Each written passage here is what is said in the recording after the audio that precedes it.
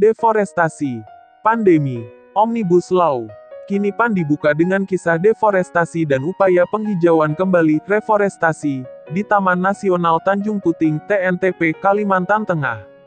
Ia mengisahkan kawasan-kawasan terbakar dan upaya reforestasi. Hutan terlarang dijamah karena berada dalam Taman Nasional pun, tetapi rentan musnah karena kebakaran.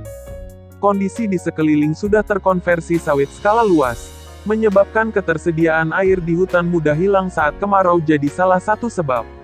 Di sana ada Basuki Santoso, dari Friends of National Park Foundation, FNPF, dan masyarakat setempat yang belasan tahun bertahan menanam kembali hutan yang terdegradasi itu.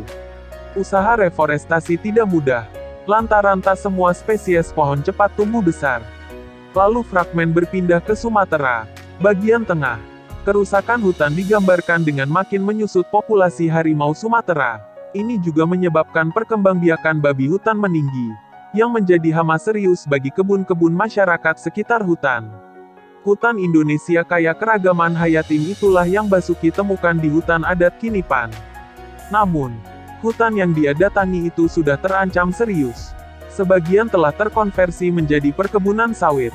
Di sana ada juga ketegangan. Masyarakat Kinipan membangun pos dan lebih sering berjaga di hutan, untuk mencegah berlanjutnya aktivitas pembabatan hutan oleh perusahaan sawit.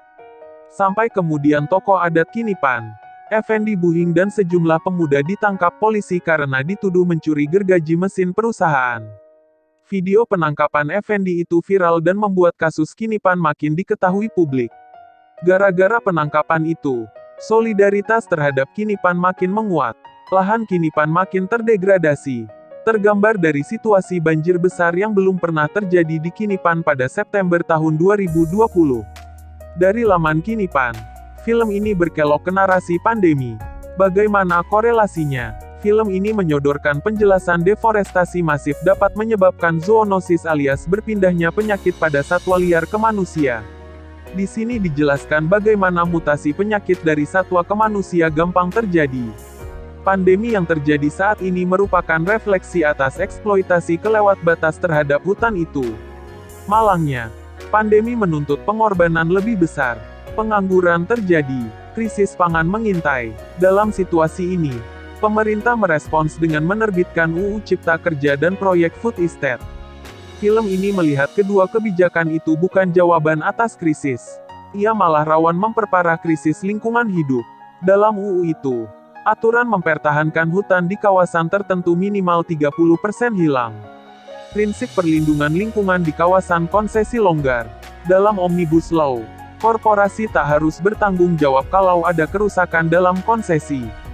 Jadi, misal, ada kebakaran di kebun perusahaan. Mereka hanya bisa dimintai pertanggungjawaban setelah melalui pembuktian sengaja membakar. Food estate dan kegagalan restorasi ekosistem. Dari Omnibus Law, film beranjak ke soal food estate di Kabupaten Pulang Pisau, Kalimantan Tengah. Proyek ambisius ini sudah mulai jalan. Pemerintah menurunkan serdadu untuk mencetak sawah.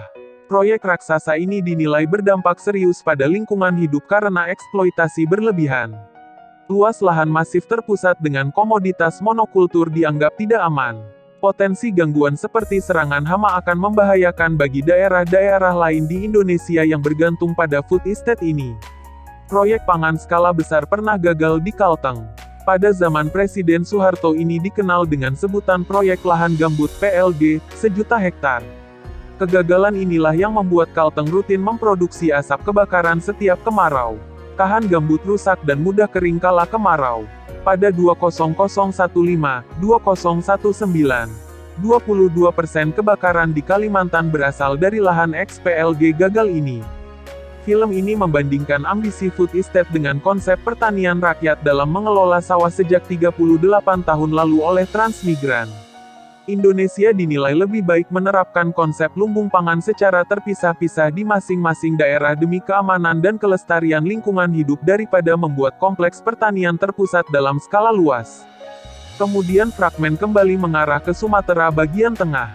Disinilah terlihat bagaimana masyarakat sekitar hutan dan masyarakat adat justru berkonflik dengan perusahaan restorasi ekosistem yang bertujuan memulihkan kerusakan lingkungan hidup.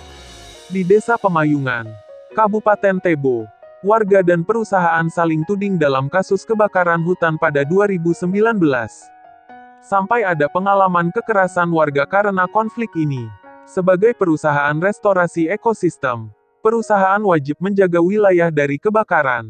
Sementara, warga berkilah dari tuduhan membakar karena mereka juga memiliki tanaman kebun sebagai sumber ekonomi. Dampak kebakaran itu, masyarakat termasuk warga suku anak dalam yang memiliki kebun pun mengalami kerugian. Perusahaan PT Alama Bukit 30 ABT menyebut banyak warga pendatang dan mafia tanah yang menginvasi kawasan hutan. Sisi lain, masyarakat adat Talang Mamak juga berada di konsesi hutan itu pun tak sepakat dengan praktik kerja perusahaan. Kasus serupa juga terjadi di PT Restorasi Ekosistem Indonesia, REKI. Di sini, mereka berkonflik dengan warga Pangkalan Ranjau yang sudah lama mendiami sebagian wilayah konsesi mereka, juga dengan masyarakat adat suku Anak Dalam. Bagi suku Anak Dalam, konsep restorasi dengan menanam pohon-pohon buah bukan hal asing. Namun, perusahaan menilai beberapa praktik masyarakat adat sebagai tabu, seperti membuka lahan untuk berladang dengan membakar. Sementara warga lain yang sudah lama berdiam di Pangkalan Ranjau, status dianggap sebagai pemukim gelap. Ironisnya, prinsip konservasi yang terlihat ketat itu malah dilanggar negara sendiri. Ini melalui rencana pembuatan jalan melintasi hutan harapan untuk akses angkutan batubara menuju pelabuhan. Restorasi ekosistem dikritik karena konsep mengedepankan logika ekonomi. Negara masih mengutip pajak dari perusahaan yang bertujuan memulihkan hutan itu dari pendapatan kompensasi atau perdagangan karbon dengan negara maju. World Wild Fund (WWF), Frankfurt Zoological Society dan The Orangutan Project, organisasi lingkungan hidup yang memiliki saham di PT ABT. Di PT REKI ada nama-nama burung Indonesia, Royal Society for the Protection of Birds Inggris, NABU Jerman dan Yayasan KEHI sebagai pemegang saham. Kinipan juga menyoroti kegagalan restorasi ekosistem di Kabupaten Tanjung Jabung Timur dan Muaro Jambi. Areal hutan di sana dikelola lewat program kerjasama WWF Indonesia, Badan Restorasi Gambut BERG, yang didanai Millennium Challenge Account Indonesia untuk merestorasi lahan gambut. Konsesi mereka seluas 12.000 hektar pun terbakar. Kinipan memandang seharusnya proyek ekosistem melibatkan masyarakat sekitar dan masyarakat adat yang sudah punya konsep sendiri sejak lama dalam memanfaatkan dan menjaga hutan. Bukan aktor pajangan, film dokumenter panjang ini dirangkai dalam format bab per bab seperti buku. Ini untuk membantu penonton memahami benang merah dari kasus dan tema yang berbeda. Ia juga menjadi lebih mudah dipahami karena menggunakan dua aktor yang telah berpengalaman 2 dekade lebih dalam gerakan konservasi di tingkat tapak grassroots sebagai penggerak cerita. Mereka adalah Basuki Santoso dan Ferry Irawan. Basuki, bersama teman-teman di organisasinya, FNPF Friends of National Park Foundation, 17 tahun bekerja menanam pohon, menghutankan kembali areal Taman Nasional Tanjung Puting. Kemudian pindah ke Waikambas, Lampung. Sedangkan Ferry Irawan, aktivis lingkungan hidup sejak pertengahan 1990-an, mantan Direktur Eksekutif Walhi Jambi, kini aktif mendampingi masyarakat adat suku Anak Dalam. Dandi Dwi Laksono, sutradara film ini hadir dalam gala premier di Kinipan. Dua tokoh itu dipilih sebagai engine cerita karena karakter, ideologi dan gaya gerakan mereka ada di grassroots.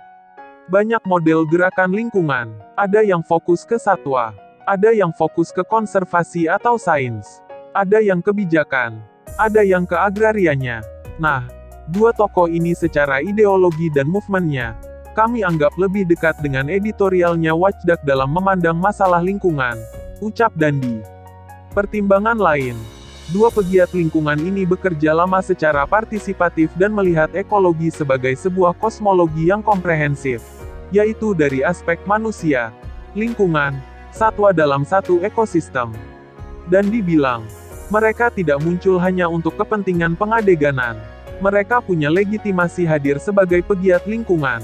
Jadi ini bukan kayak dua host jalan-jalan, anak kota jalan-jalan ke hutan, ke desa, terus bikin komentar-komentar nggak jelas. Mereka sudah punya rekam jejak yang panjang. Basuki sudah 17 tahun. Ferry sejak 90-an. Footage kuat bersumber dari masyarakat dan jaringan watchdog yang membantu memperkuat narasi gambar dalam film. Misal, terlihat dari gambar bagaimana warga Kinipan mengusir orang-orang perusahaan. Dan tentu saja video viral penangkapan Effendi Buhing yang direkam istrinya sendiri. Kinipan juga sukses menampilkan ironi dengan cara jenaka. Adegan bagaimana tentara tak biasa bekerja di sawah. Misal, terlihat di lokasi food estate, melalui gambar traktor yang melompat saat dikendalikan prajurit. Kenapa film ini diberi judul Kinipan? Menurut Dandi, sebenarnya ada dua judul yang dipertimbangkan sebelum dipilih Kinipan. Satunya lagi Full Estate. Akhirnya kami pilih yang lebih soft untuk judul. Kalau Full Estate sudah terlihat, plesetan dari Food Estate. Statemen film gak perlu kelihatan dulu. Karena akan lebih bermain juga di poster. Ada karakter juga. Ada dua figur di situ. Akhirnya, Kinipan kami pilih. Bagaimana warga Kinipan menanggapi film ini?